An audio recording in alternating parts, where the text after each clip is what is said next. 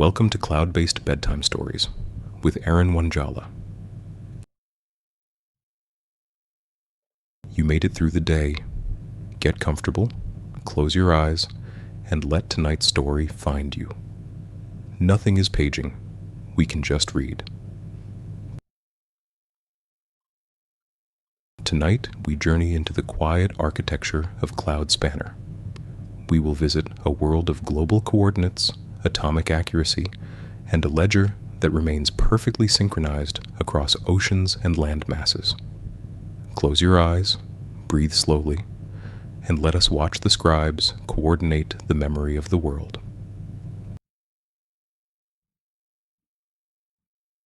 Chapter 1: The Archipelago of Towers. Imagine a world where memory is not held in a single room, but distributed across several high stone towers separated by vast oceans. In one tower, the sun is just rising over the sea. In another, it is the middle of a cool, starry night. Each tower keeps a copy of the same ledger, a massive, detailed record of every transaction, every event, and every change in the kingdom. If a merchant in the east buys a sack of grain, the tower in the east must write it down. But the tower in the west, thousands of miles away, must also know of this purchase.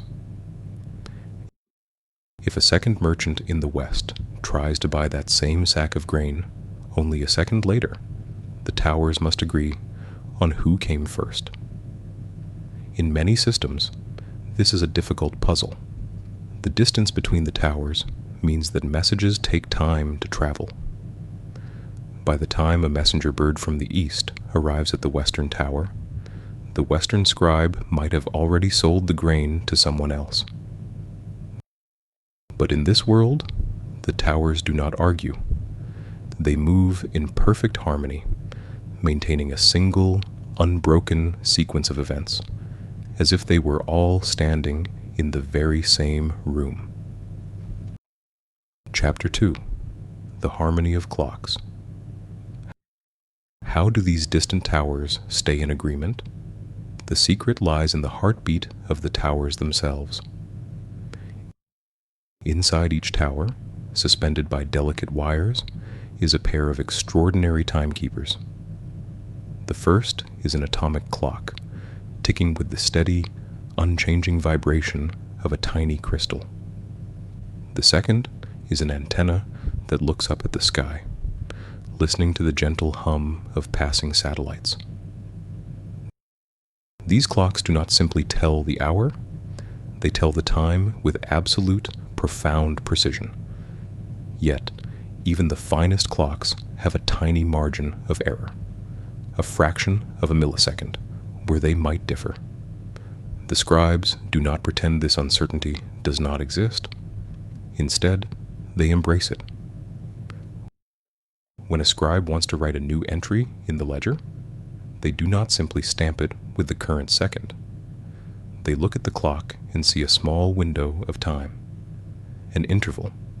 They say, "We know the true time is somewhere within this tiny, quiet space." To make sure no two entries are ever confused, the scribe does something beautifully simple. They wait. They pause for just long enough for that tiny window of uncertainty to pass by.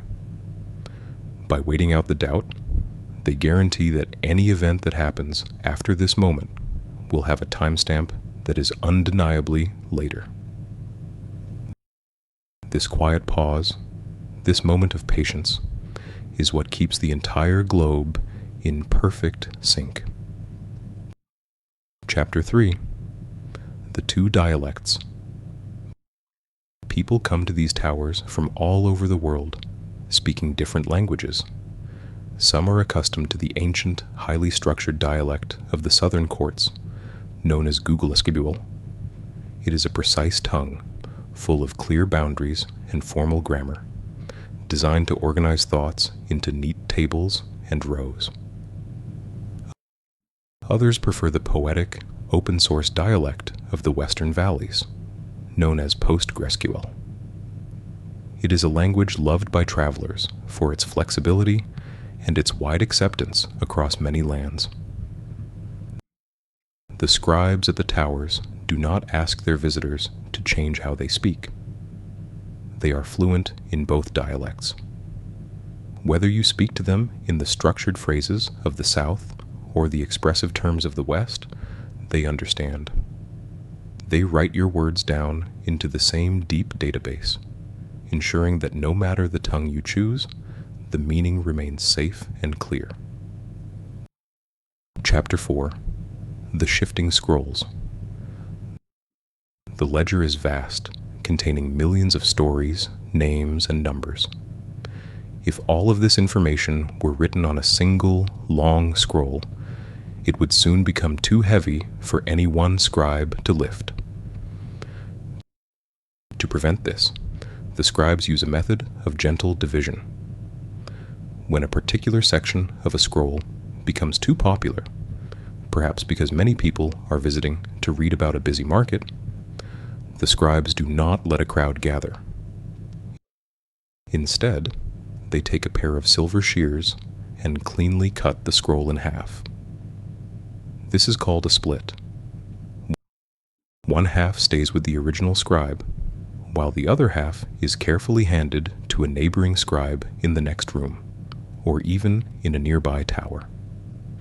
The database balances itself, spreading the weight of the world's attention so that no single spot ever grows tired or overwhelmed.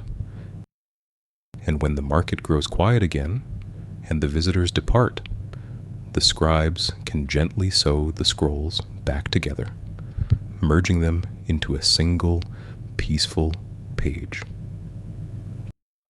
Chapter 5. The Shared Shield. Sometimes the storms of the world gather. A cable at the bottom of the sea might be broken by a shifting tide, or a tower might temporarily lose its light during a heavy winter gale. In other systems, such a storm would bring everything to a halt. But here, the towers are bound by a pact of shared responsibility.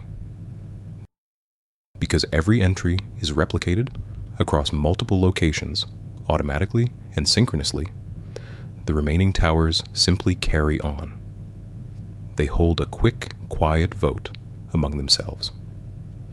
As long as a majority of the towers can still see one another and talk, the ledger remains open, the ink remains wet, and the truth is preserved. The traveler resting at an inn thousands of miles away never notices the storm. Their queries are answered, their transactions are saved, and the world moves on, undisturbed.